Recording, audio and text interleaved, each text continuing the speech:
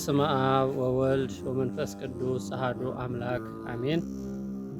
የእግዚአብሔር ቤተሰቦች፣ የእናታችን የእመቤታችን የቅድስት ድንግል ማርያም የቃል ኪዳን ልጆች፣ የቅዱሳን ወዳጆች ሁላችሁም በእግዚአብሔር ሰላምታ እንደምን ዋላችሁ? አምላካችን ልዑል እግዚአብሔር ስሙ ለዘላለሙ የተመሰገነ ይሁን። እንደ አምላካችን እንደ እግዚአብሔር መልካም ፈቃድ የምንማማርበት የትምህርታችን ርዕስ እናንት ሸክም የከበደባችሁ ሁሉ ወደ እኔ ኑ እኔ አቀልላችኋለሁ፣ ሸክሜም ቀሊል ነው፣ ቀንበሬም ልዝብ ነው፣ በፍቅሬ ኑሩ ይላል የቅዱስ ማቴዎስ ወንጌል ምዕራፍ 11 ቁጥር 28 ላይ የምናገኘው የእግዚአብሔር ቃል ነው። ጌታችን አምላካችን መድኃኒታችን ኢየሱስ ክርስቶስ እንግዲህ ይህንን ኃይለ ቃል ሲናገር ይህንን ቃል ሲያስተላልፍ ሰው ሁሉ በልዩ ልዩ ፈተና ውስጥና በልዩ ልዩ መከራ ውስጥ እንዳለ ስለሚያውቅ ነው። የመጀመሪያው እንግዲህ ጌታችን ኢየሱስ ክርስቶስ ወደዚህ ዓለም ለምን መጣ የሚለውን ስንመለከት የሰው ልጅ ለ5500 ዘመን በዲያብሎስ እየተገዛ ከገነት ተባሮ ሲኦል ወርዶ ክብሩን አጥቶ ተራቁቶ ይኖር ነበረ። ያንን ልጅነቱን ይመልስ ዘንድ ክብሩን ይመልስ ዘንድ ከተሰደደበት ከወጣበት ከተራቆተበት ይመለስ ዘንድ ምን አደረገ? ሊመልሰው ሰው ሆነ። በአጭር ቁመት በጠባብ ደረት ተወስኖ ሰው ሆነ። ሰው ሆኖ በምድር ተገለጠ። ሰው ሆኖ ተመላለሰ። ሰው ሆኖ ታየ። ሰው ሆኖ ተዳሰሰ። ሰው ሆኖ በምድር ላይ ተመላልሶ የሰውነትን ሥራ ሰራ። እንደ አምላክነቱ እንደ ቸርነቱ እንደ ጌትነቱ መልካም የሆነውን በጎ የሆነ ሥራ እየሰራ እንደ ሰውነቱ ደግሞ ተራብኩ አለ፣ ተጠማሁ አለ፣ ደከምኩኝ አለ። ልዩ ልዩ ነገሮች እንግዲህ ጌታችን አምላካችን ኢየሱስ ክርስቶስ አምላክ ሲሆን ሰው ነው፣ ሰው ሲሆን ደግሞ አምላክ ነው። ጌታችን ኢየሱስ ክርስቶስ ወደዚህ ምድር የመጣው እኛን ሰው ሊያደርገን ከሰውነት ተራ የወጣነውን ከእግዚአብሔር መንገድ የወጣነውን ሕጉን ትእዛዙን የተላለፍነውን ገነት ርስታችንን እግዚአብሔር አምላካችንን አተን ስለነበረ ወደ ቀደመ ክብራችን ይመልሰን ዘንድ ሰው ሆነ። በአጭር ቁመት በጠባብ ደረት ተወስኖ ሰው ሆነ። ምክንያቱም ጌታችን ኢየሱስ ክርስቶስ የተወለደው ምን ሊያደርገን ነው? ሰው ሊያደርገን ነው። ሁለተኛው ልጅነታችንን ሊመልስልን ነው። ልጅነታችንን የእግዚአብሔር ልጆች ተብለን እንኖር ነበረ። የእግዚአብሔር ወዳጆች፣ የእግዚአብሔር አገልጋዮች ተብለን እንኖር ነበረ። በፈቃዳችን ለዲያብሎስ እጃችንን ራሳችንን አሳልፈን በመስጠታችን መልካም ስራ የሰው ልጅ እንኳን ቢሰራ መልካም ስራ ቢሰራ ወደ ሲኦል ይጋዝ ነበር። የእግዚአብሔር ወዳጅ፣ የእግዚአብሔር ሰው፣ የእግዚአብሔር አገልጋይ ነቢዩ ኢሳይያስ እንደነገረን ጽድቃችን የመርገም ጨርቅ ሆኖ ተቆጠረ ብሎ ተናግሯል። ጽድቅ ነበራቸው ነቢያት፣ ጽድቅ ነበራቸው አበው የቀደሙት እነ አብርሃም፣ እነ ይስሐቅ፣ እነ ያዕቆብ ደጋጎቹ፣ እነ ዳንኤል፣ ሌሎቹም የእግዚአብሔር ባለሟሎች ጽድቅ ነበራቸው። ግን ጽድቃቸው ወደ ገነት ሊያስገባቸው አልቻለም። ስለዚህ ልጅነታችንን የቀደመ ክብራችንን ሊመልስልን ሰው ሆነ። ቅዱስ ኤፍሬም በውዳሴ ማርያሙ እንደተናገረው ወሰጠጠ መጽሐፈ ደሆሙ ለአዳም ወለሔዋን፣ የአዳምና የሔዋንን የዕዳ ደብዳቤ ቀደደላቸው። በዚህ ውዳሴ ማርያሙ ላይ ብርሃን ዘባማን ዘያበረ ለኩሉ ሰብ፣ እውነተኛው ብርሃን ለሰው ልጆች የሚያብራው እውነተኛው ብርሃን ወደ ዓለም መጣለ። በዚህ ሰማይ ላይ በዚህ የምትመለከቷት ፀሐይ ጧት ትወጣለች፣ ማታ ትገባለች። አምላካችን ኢየሱስ ክርስቶስ ግን በጨለማም ያበራል፣ በቀንም ያበራል። 24 ሰዓት ለሚወዳቸው ለመረጣቸው ብርሃን ነው። ላወቅነው ለተረዳነው አምላክነቱን ጌትነቱን ለተረዳን ሁሉ እሱ ምንድነው? እውነተኛ ብርሃን ነው። ስለዚህ ከጨለማ ወደ ብርሃን ከሞት ወደ ሕይወት ያሻግረን ዘንድ ልጅነታችንን ይመልስልን ዘንድ ሰው ሆነ። ሶስተኛው ጌታችን አምላካችን ኢየሱስ ክርስቶስ በኃጢአት የወደቀውን ማንነታችንን በኃጢአት የተጎሳቆለው ሕይወታችንን ያንን ከላያችን ላይ አስወግዶ ከላያችን ላይ አጥፍቶ የቀደመ ክብራችንን መልሶ ወደ ገነት ወደ መንግሥተ ሰማያት ያቀርበን ዘንድ ያስገባን ዘንድ ሰው ሆነ። ስለዚህ እናንተ ሸክም የከበደባችሁ ሁሉ ወደ እኔ ኑ፣ እኔ አሳርፋችኋለሁ። ሸክሜ ቀሊል ነው፣ ቀንበሬም ልዝ ነው፣ በፍቅሬ ኑሩ ማለቱ ይሄንን ነው።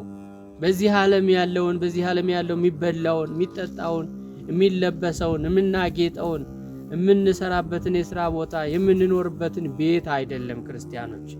ወይም ደግሞ በሕይወታችን የሚመጣውን የጤና ችግር አይደለም። ወይም ደግሞ በሀገር ምክንያት በምድር በመሬት ያለው ጦርነት ምክንያት የሚመጣውን ፈተና አይደለም። ይሄማ ስጋዊ ፈተና እኮ ነው። ይሄማ ምድራዊ ፈተና ነው። ሰማያዊ ፈተና አለ። ሰዎች በኃጢአት ምክንያት ሸክም ከብዶባቸው ኃጢአታቸው ከራሳቸው ፀጉር በላይ በዝቶ አጉጧቸው የሚሄዱ ሰዎችን ቀና ብለው ለማየት አይደለም እንዲሁ ህሊናቸው ተሰብሮ የሚኖሩ ብዙ ሰዎች አሉ። ከራሳቸው ጋር እየቆዘሙ ከራሳቸው ጋር እየተጨነቁ የሚኖሩ ሰዎች አሉ። እነዛን ነው ሸክም የከበደባችሁ ሁሉ ወደ እኔ ኑ ያለው። ስለዚህ ሸክም የሚባለው የመጀመሪያው ሸክም የሚባለው ኃጢአት ነው። በማቴዎስ ወንጌል ምዕራፍ 3 ከቁጥር 1 ጀምሮ መጥምቀ መለኮት ቅዱስ ዮሐንስ ምንድነው ያለው? መንግሥተ ሰማያት ቀርባለችና ንስሐ ግቡ አይደል ያለው? ስለዚህ መንግሥተ ሰማያት ቀርባለችና ንስሐ ግቡ። ያ አንድ ክርስቲያን ወይም ደግሞ አንድ ኦርቶዶክሳዊ ንስሐ ሲገባ ሸክሙ ከላዩ ላይ ይላቀቅለታል፣ ይራገፍለታል፣ እረፍት ያገኛል፣ ሰላም ያገኛል፣ በውስጡ ደስታን ይጎናጸፋል፣ ደስ ይለዋል፣ ሐሴት ያደርጋል። ሸክም የሚባለው ኃጢአት ነው። ሸክም የሚባለው ከእግዚአብሔር መለየት ነው። ሸክም የሚባለው የእግዚአብሔርን ክብር አለማወቅ ነው። ሸክም የሚባለው ከአምላካችን ከፈጣሪያችን ጋር ያለውን ፍቅር ስናቋርጥ ነው። ስለዚህ እናንተ ሸክም የከበደባችሁ ሁሉ ወደ እኔ ኑ፣ እኔ አሳርፋችኋለሁ። እኔ ሸክሜ ቀሊል ነው፣ ቀንበሬም ልዝብ ነው፣ በፍቅሬ ኑሩ። እኔ ቸር፣ የዋህ፣ ደግ፣ ቅን፣ በጎ አባታችሁ አምላካችሁ ነኝ ብሎ እግዚአብሔር በፍቅሩ እንድንመላለስና የእግዚአብሔር ትእዛዝ ፍጹም ቅን እንደሆነ፣ ፍጹም ፍቅር እንደሆነ፣ ፍጹም ዘላለማዊነትን የሚያጎናጽፍ እንደሆነ በፍቅር የኑሩ አለ። እግዚአብሔር ሲያስተዳድር፣ እግዚአብሔር ሲገዛ፣ እግዚአብሔር ሲያኖር፣ እግዚአብሔር ሲመራ፣ እግዚአብሔር የሚያስፈልገንን ሲያደርግልን በፍቅር ነው። አስጨንቆ አስገድዶ አስፈራርቶ እየዛተ አይደለም። እግዚአብሔር በፍቅር ነው። እግዚአብሔር ሲማርክ ያስታጥቃል። እግዚአብሔር ሲማርክ ያለብሳል። እግዚአብሔር ሲማርክ ይፈውሳል። እግዚአብሔር ሲማርክ ጸጋን ያጎናጽፋል። እግዚአብሔር ሲማርክ ከፍ ከፍ ያደርጋል። ዓለም ስትማርክ አንገት ታስደፋለች። ዓለም ስትማርክ ሱሪ ታስወልቃለች። ዓለም ስትማርክ ታጎሳቆላለች። ዓለም ስትማርክ እንደ ሸንኮራ አገዳ መጣ ትጥላለች።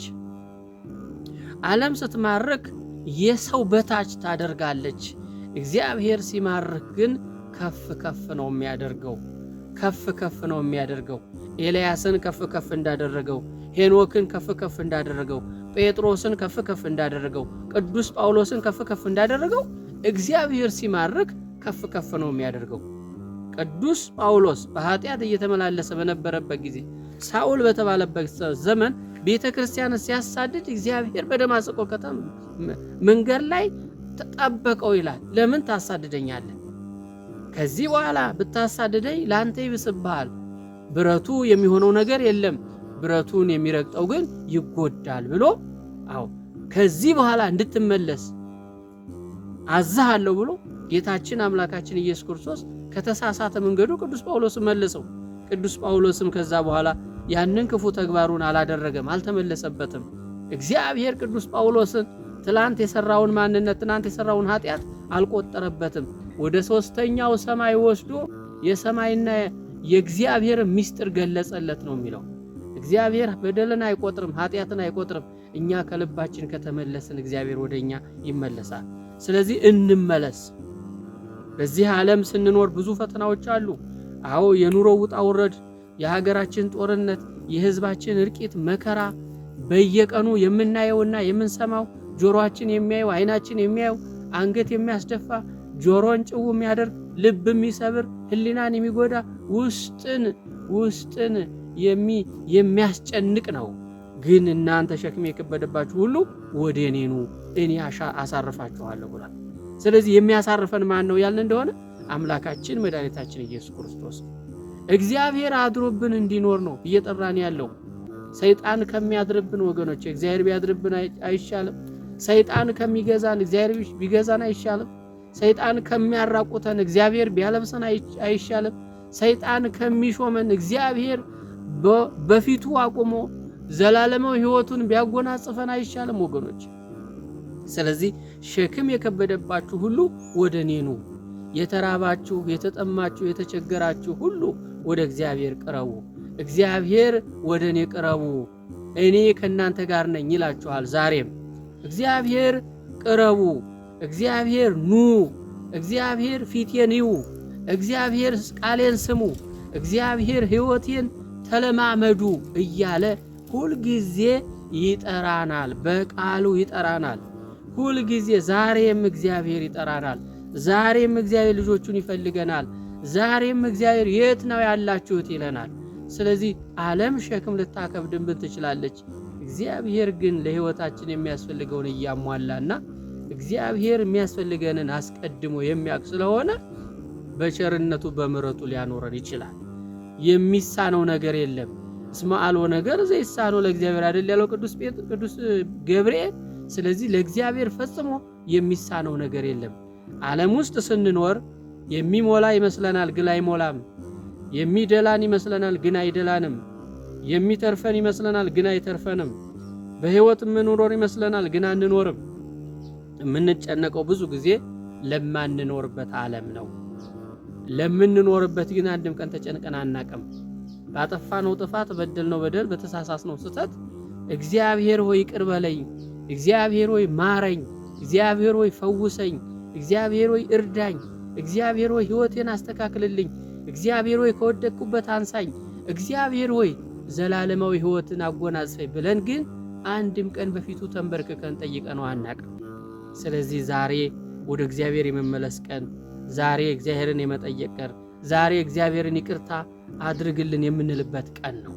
እኛ ተስፋ ልንቆርጥ አያስፈልግም። እግዚአብሔር በእኛ ተስፋ አልቆረጠምና ዛሬም ይመጣሉ እያለ እግዚአብሔር ለልጆቹ እጆቹን ዘርግቶ እየጠበቀን ነው። ቤተ ክርስቲያን ልጆቿን ትጣራለች። እግዚአብሔር ልጆቹን ይጣራል። ኑ ወደ እኔ በፍቅሬ ኑሩ፣ ይህንን የዓለም ሸክም ተዉ፣ አትጨነቁ፣ እኔ አሳርፋችኋለሁ። የሰማይ ወፎችን ተመልከቱ፣ አይደክሙም፣ አይወጡም፣ አይወርዱም ሳይሆን ያለው ምንድን ነው? አይጨነቁም። እኛ እኮ እየሰራን እንጨነቃለን። ከሰራን ለምን እንጨነቃለን?